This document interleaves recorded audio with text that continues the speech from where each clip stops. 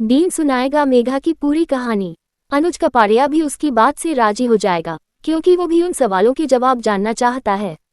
अनुज जानना चाहता है कि आखिर क्यों मेघा ने उसकी बेटी को यूं कैद करके रखा हुआ था।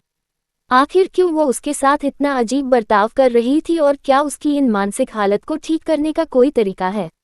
अपकमिंग एपिसोड में आप देखेंगे कि वीरेन, डीन, अनुज और अनुपमा को सच बताएगा कि मेघा की हालत ऐसी क्यों है और क्यों उसने अनुपमा पर जानलेवा हमला कर दिया।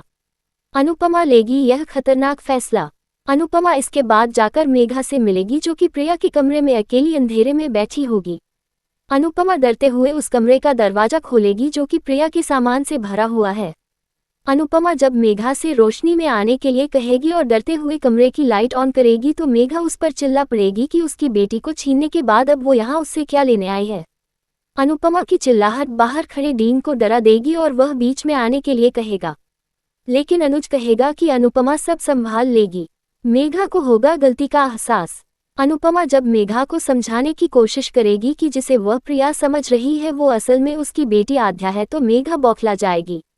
वह चिल्लाना और इधर उधर दौड़ना शुरू कर देगी।